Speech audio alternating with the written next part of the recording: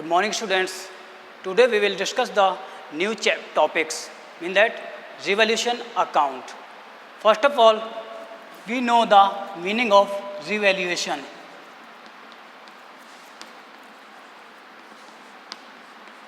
Revaluation account. First of all, we discuss the meaning of revaluation account. Mean that revaluation means any changes in the value of assets and liabilities is known as revaluation. Mean that आप किसी भी particular accounting period में अगर आप assets और liabilities को again दोबारा से उनका वैल्यूएशन करते हैं उसको बोलते हैं हम रीवैल्यूएशन. ठीक है, तो आप कह सकते हैं कि जब पार्टनर्स में एडमिशन होता है, रिटायरमेंट होता है या फिर प्रॉफिट शेयरिंग से चेंज होते हैं तो उन केस में क्या करते हैं हम अपनी एसेट्स का और लाइबिलिटीज का दोबारा से वैल्यूएशन करते हैं, उसको बोलते हैं रीवैल्यूएशन. इस रिवैल्यूएशन को जिस अकाउंट में आप शो करते हैं उसको बोलते हैं रिवैल्यूएशन अकाउंट. चलिए हम देखते हैं कि रिवैल्यूएशन अकाउंट में किस तरीके से आप एंट्री को फिल करते हैं. चलिए ठीक है, तो पहले हम इसका फॉर्मेट बनाते हैं जो कि मैंने कल भी आप लोगों को बताया था.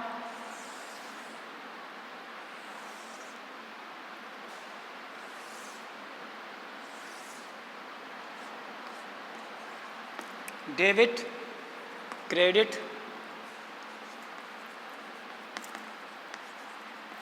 Particulars, rupees, particulars, rupees. Okay, first of all हम लोग ये मेंशन करते हैं, पहले हम देखते हैं एसेट साइड से लेके चलते हैं. ठीक है, any increase in the value of assets, any increase in the value of assets shown on the credit side of revaluation account. Mean that अगर आपकी एसेट्स की वैल्यू में कोई भी इंक्रीजमेंट होता है, एप्रिसिएशन होता है तो उसको हम शो करेंगे credit side of the revaluation account. तो यहाँ पे लिखेंगे इंक्रीज इन एसेट्स. ठीक है, सेकंड है आपका अगर किसी भी एसेट्स में डिक्रीज होता है, mean that any decrease in the value of assets will be shown on the debit side of revaluation account. Mean that अगर किसी भी एसेट्स में डिक्रीज होता है वैल्यू में उसको हम डेबिट साइड में शो करते हैं. तो यहाँ पर लिखेंगे टू डिक्रीज इन एसेट्स. ठीक है, to decrease in assets.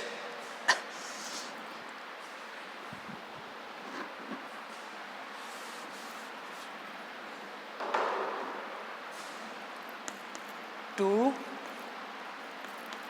decrease in assets. Okay, suppose मान लीजिए आपकी जो लाइबिलिटीज हैं उनमें भी चेंजेस होते हैं, लाइबिलिटीज की वैल्यू इंक्रीज होती है, डिक्रीज होती है. तो इस केस में हम क्या एंट्री करेंगे, तो any increase in the value of liabilities, any increase in the value of liabilities will be shown on the debit side of revaluation account. Mean that अगर आपके लाइबिलिटीज में इंक्रीज हो रहा है वैल्यू में तो उसको हम कहाँ ले जाएंगे, डेबिट साइड में. तो डेबिट साइड में लिखेंगे टू इंक्रीज इन लाइबिलिटीज. ठीक है, इंक्रीज इन लाइबिलिटीज, कुछ भी इंक्रीज होगा लाइबिलिटीज में उसको हम डेबिट साइड में लिखेंगे. Suppose any decrease in the liabilities, liabilities में अगर कुछ भी कमी आती हैं, जैसे सपोज एग्जांपल क्रेडिटर हैं हमारे, उन 20,000 के थे अब वो 10,000 के हो गए हैं, तो ये क्या हुआ, डिक्रीज हो रहा है. तो लाइबिलिटीज में डिक्रीज शो करेंगे हम क्रेडिट साइड में. तो यहाँ पर लिखेंगे टू डिक्रीज इन लाइबिलिटीज.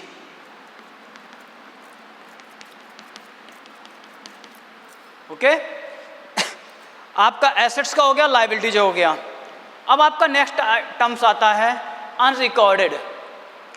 तो अगर बिजनेस में आपने कोई एसेट्स रिकॉर्ड नहीं की थी, मतलब कि किसी एसेट्स को रिकॉर्ड करना आप भूल गए थे, तो अगर उसको आप अगेन रिकॉर्ड करते हो, लिखना भूल गए थे, अगेन रिकॉर्ड करते हो तो उसको लिखेंगे आप क्रेडिट साइड में। तो यहाँ पे लिखेंगे टू अनरिकॉर्डेड एसेट्स, कोई भी एसेट्स जिसको आपने रिकॉर्ड नहीं किया था उसको आप इस साइड लिखेंगे क्रेडिट साइड। फिर आपका आता है अनरिकॉर्डेड लायबिलिटीज, तो कोई लायबिलिटीज है उसको आप रिकॉर्ड करना भूल गए थे तो उसको आपको रिकॉर्ड करना है, उसको लिखेंगे आप डेबिट साइड। तो इधर लिखेंगे टू अनरिकॉर्डेड लायबिलिटीज। ओके, इसके बाद अब आपका आता है अगर क्रेडिट साइड का ज़्यादा है, यहाँ पे टोटलिंग करेंगे,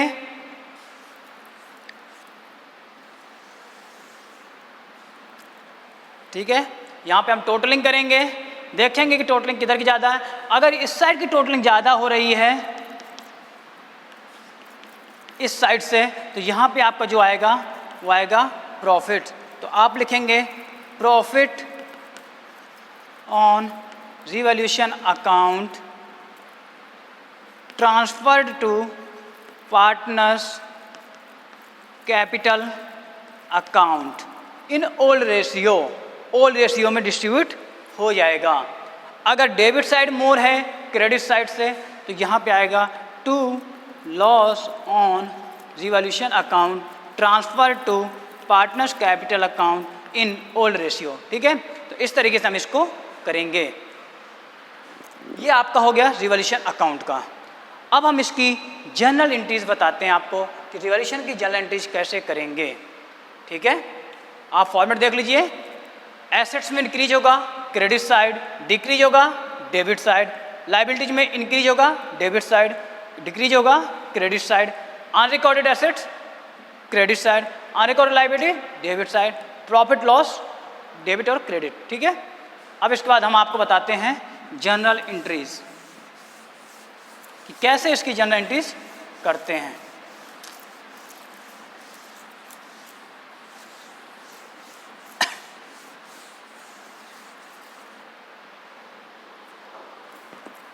फर्स्ट जर्नल एंट्री आप देखते हैं, हम लोग रिकॉर्ड करने की जर्नल एंट्रीज हैं, आप लोग लिख के चलेंगे journal entries. First journal entry करते हैं हम कि अगर सपोज एसेट्स में इंक्रीज हुआ है, तो यहाँ पे हम हेडिंग लिख लेते हैं इंक्रीज इन एसेट्स। अगर एसेट्स में इंक्रीज हुआ है तब एंट्री हम क्या करेंगे, तब हम एंट्री करेंगे assets account debit to revaluation account. ये एंट्री करेंगे कि अगर इंक्रीज हुआ है आपका एसेट्स में तो क्या करेंगे, assets account debit to revaluation account. फिर दूसरा आता है केस आपका डिक्रीज इन एसेट्स। अगर एसेट्स में डिक्रीज होता है तब एंट्री क्या करेंगे, तो उसमें एंट्री करेंगे आप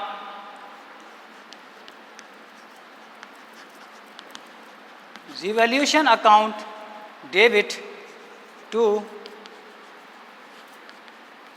एसेट्स अकाउंट। ठीक है, इंक्रीज में क्या करेंगे आप, एसेट्स को डेबिट करेंगे, रिवैल्यूएशन को क्रेडिट करेंगे, और डिक्रीज में क्या करेंगे, रिवैल्यूएशन अकाउंट को डेबिट और एसेट्स को क्रेडिट। ठीक है, अब आपको दिखाते हैं हम लायबिलिटीज।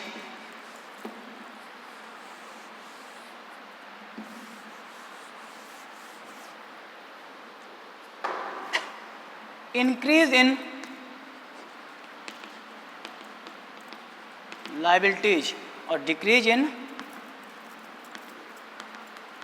लायबिलिटीज। ठीक है, अगर लायबिलिटीज में इंक्रीज होता है तो उस केस में जनरल एंट्री क्या होगी। ठीक है, उस केस में एंट्री होगी आपकी रिवैल्यूएशन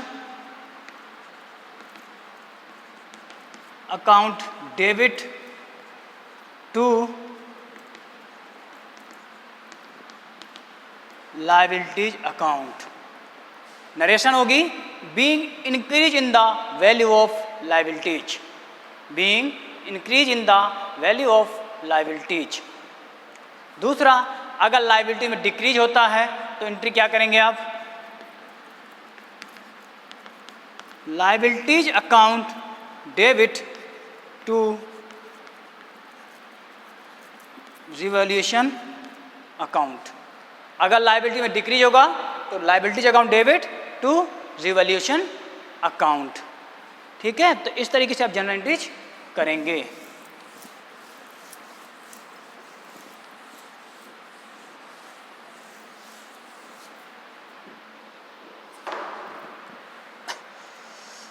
आपका नेक्स्ट करते हैं कि प्रॉफिट और लॉस का लिए, कि प्रॉफिट होगा तो क्या एंट्री करेंगे। तो आप देखिए, व्हेन प्रॉफिट, जब प्रॉफिट होगा, या फिर लिख सकते हैं credit side more than debit side. ठीक है, जब आपका क्रेडिट साइड अधिक हो डेबिट साइड से तो क्या होगा, प्रॉफिट। तो उस केस में एंट्री क्या करेंगे हम, उस केस में करेंगे revaluation account debit to partners capital account. Suppose अगर आपको बिजनेस में प्रॉफिट होता है रिवैल्यूएशन अकाउंट में, तो उस केस में आप एंट्री क्या करेंगे, revaluation account debit to partners capital account. ठीक है, इन केस अगर लॉस होता है, अगर लॉस होता है, when loss is shown on the revaluation account, तो एंट्री क्या करेंगे, उसमें एंट्री करेंगे आप partners capital account debit to revaluation account. ये एंट्री करेंगे, partners capital account debit to revaluation account. Okay, तो इस तरीके से आप लोगों ने समझ लिया कि रिवैल्यूएशन अकाउंट कैसे प्रिपेयर करेंगे। मतलब कि रिवैल्यूएशन अकाउंट के credit side increase in asset दिखाएंगे और डिक्रीज इन लायबिलिटीज, और डेबिट साइड में decrease in assets increase in liabilities. Unrecorded assets credit side, unrecorded liability debit side, और जो डिफरेंस आएगा प्रॉफिट और लॉस। ओके, तो अब हम एक क्वेश्चन करने की कोशिश करते हैं। क्वेश्चन के थ्रू आपको समझाएंगे कि कैसे हम उस क्वेश्चन को करेंगे, और फिर हम अपना देखेंगे, एक न्यूमेरिकल पोर्शन से देखते हैं। ठीक है, तो न्यूमेरिकल पोर्शन से एक हम देखते हैं, आपको एक न्यूमेरिकल पोर्शन बता रहे हैं हम। रुक जाइए, just wait 1 second.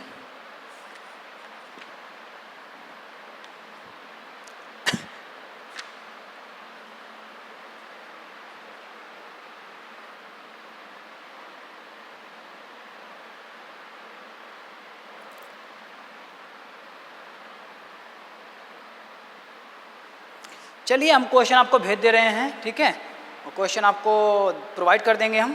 Question number है 35 में है आपका, A B C and D were partners in a firm sharing profit in the ratio of 3:3:2। A B C D 4 partner हैं, रेशियो है 3:3:2। ठीक है, on 1/4/2016, 1 April 2016 there balance sheet was as follows. उनकी balance sheet है। Question आपका है, आपको हम क्वेश्चन भेज दे रहे हैं। ठीक है, बैलेंस शीट दी हुई है उनकी। कैपिटल है ए बी सी डी की 2 लाख, 2,50,000, 2,50,000, 3,10,000। सन्डी क्रेडिटर है 90,000। वर्कमैन कंपल्सरी रिजर्व है 25,000। फिक्स एसेट्स है 8,25,000 और करंट एसेट है 3 लाख। तो आपको हम क्वेश्चन यहाँ पे लिख देते हैं। इसके बाद है फ्रॉम, देखिए बैलेंस शीट के आइटम्स आप लोग लिख लीजिए पहले से। Capital 2 lakh, 2,50,000, 2,50,000, 3,10,000। Sundry creditor 90,000। Workman compulsory reserve 25,000। Asset side का लिखिए, fix asset 8,25,000, current asset 3 lakh. Okay, इसके बाद है from the above date the partners decided to share the future profit in the ratio of 4:3:1। New ratio उनका है 4:3:1, ठीक है, और ओल्ड था उनका 3:2:3:2, ठीक है।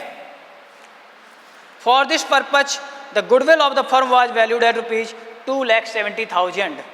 जो गुडविल है वो है 2,70,000। अब एडजस्टमेंट देखिए, the claim against workman compensation reserve has been estimated at 30,000। जो आपका वर्कमैन कंपनसेशन का क्लेम है वो एस्टिमेट किया गया है 30,000 का, ठीक है। Okay, and fix assets will be depreciated by ₹25,000। Fix assets है वो 25,000 से डेप्रिसिएट की गई है। Adjust the capital of the partners according to the new profit sharing ratio by opening current account of the partners। और जो आपके partners हैं उनके कैपिटल अकाउंट को हमें ट्रीट करना है न्यू रेशियो के अकॉर्डिंग, ठीक है। तो पहले हम बनाते हैं इसका रिवॉल्यूशन अकाउंट।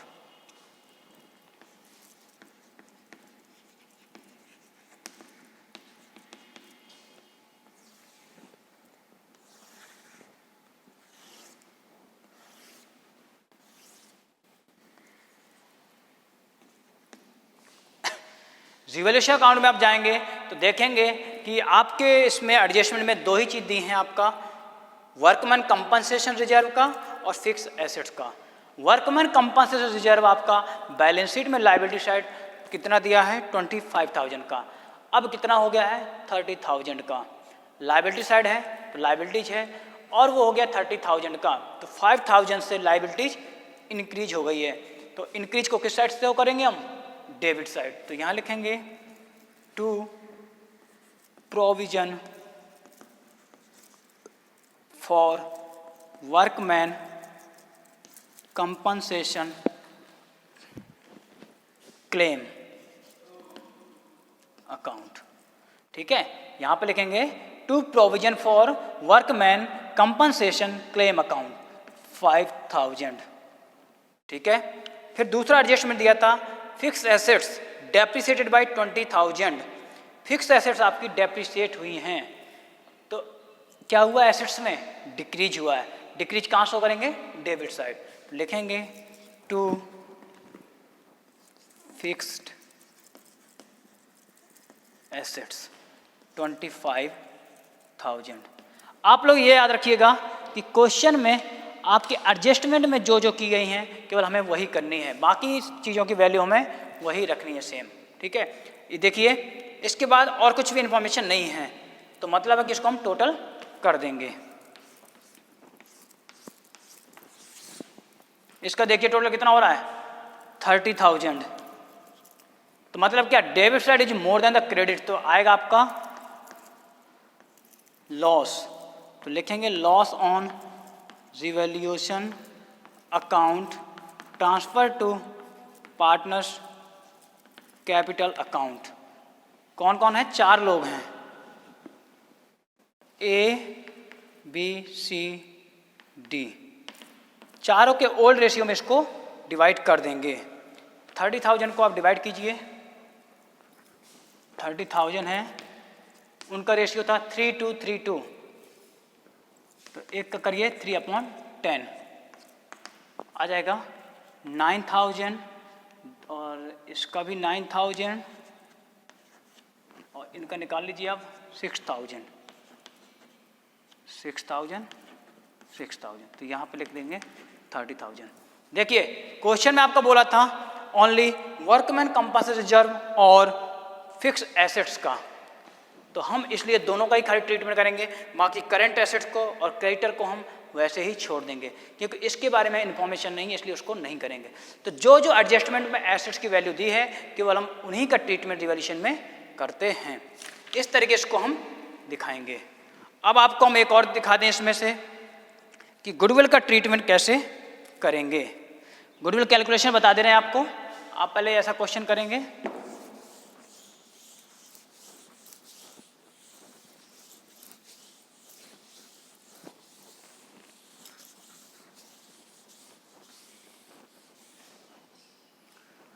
गुडविल आपकी 2,70,000 दी थी, 2,70,000। पहले हम क्या निकालते हैं, सैक्रिफाइस और गेन। तो ABCD 3/10 उसका न्यू रेशियो ओल्ड रेशियो है, इसका 2/10 है, इसका 3/10 है, इसका 2/10। ये उनका ओल्ड रेशियो था। न्यू रेशियो आपको मैंने बताया था